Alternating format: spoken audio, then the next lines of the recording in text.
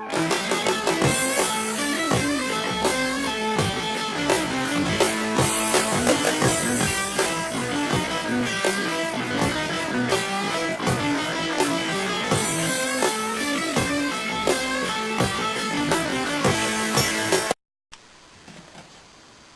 guys, today I'm going to be trying my hand at a system review.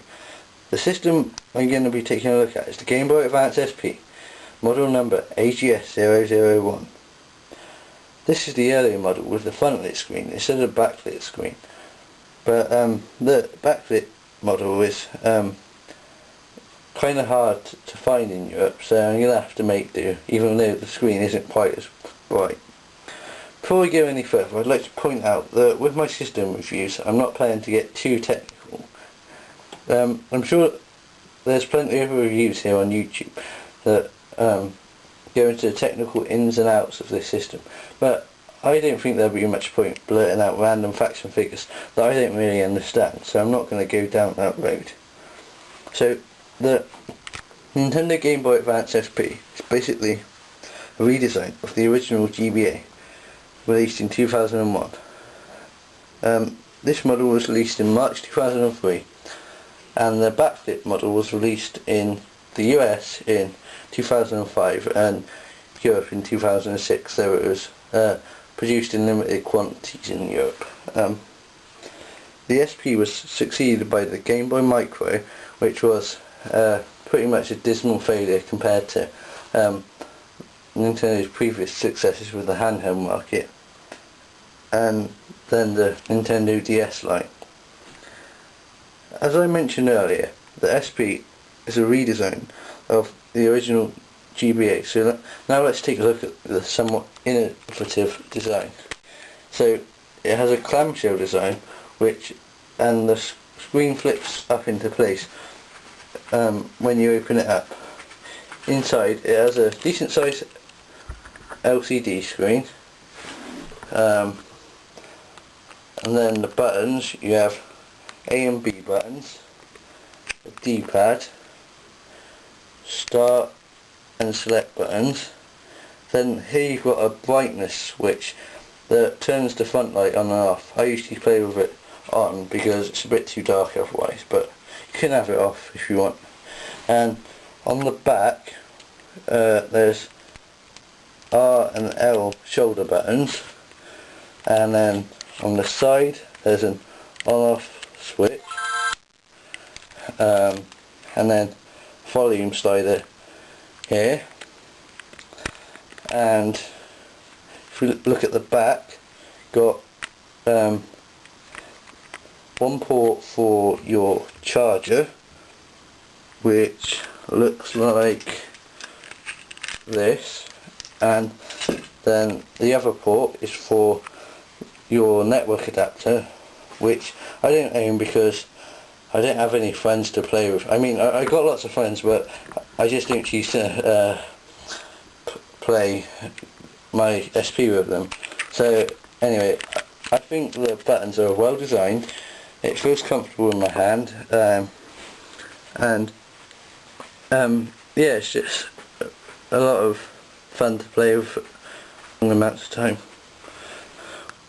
Well, one thing you may have noticed is there's no headphone jack.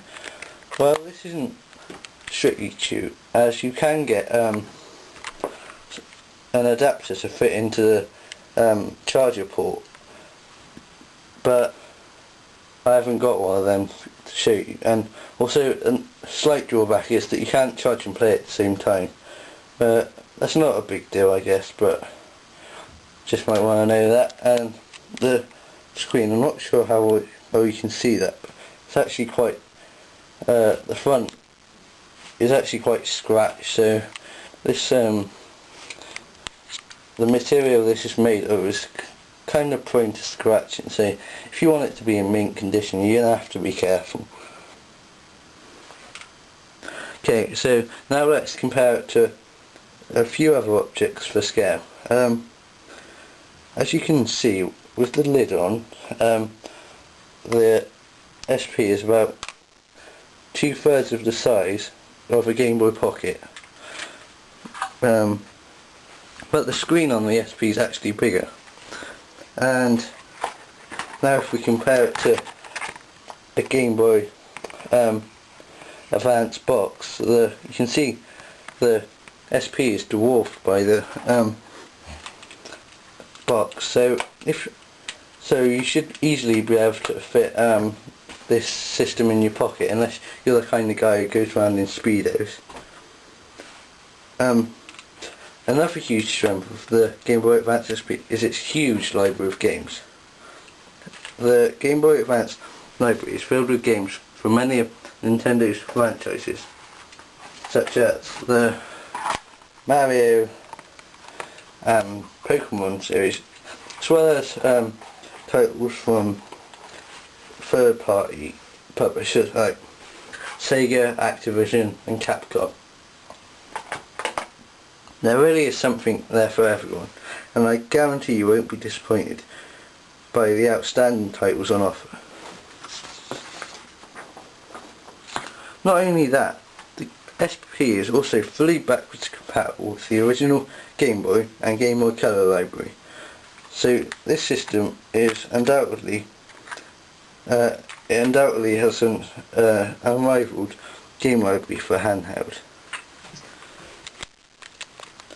If we fire up Super Mario Land for the Game Boy, you can see there's the option to play it in either the native resolution of the Game Boy, or you can stretch it to fit the SP screen size.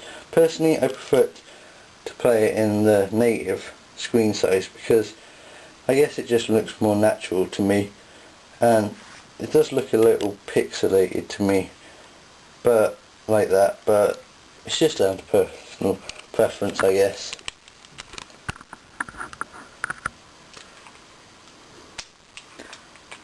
And one thing I should point out is the Game Boy cartridges stick out a bit at the bottom because the cartridge of the Game Boy and Game Boy Color are bigger than Game Boy Advance cartridges, so it doesn't look the best, but it works fine. An important thing to bear in mind when collecting for this system is that you may encounter some problems if you're obsessed with collecting boxes and having games complete in box, like a certain YouTuber I know who's going to remain nameless.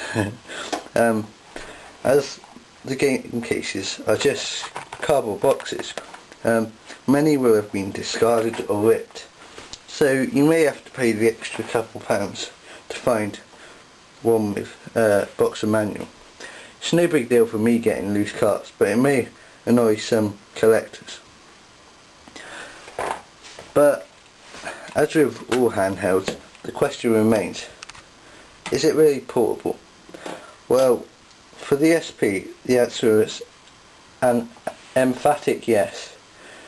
With the front light, you get around 10 hours before recharging. With the light off, you should manage 18 hours, so battery life is excellent. The design of the system makes it ideal for use on the move, as it's light, compact and comfortable to use. The majority of games you find on this system are great for pick up and play action, so I'm sure you'll have a blast with the Game Boy Advance SP. In conclusion, this really is the perfect handheld.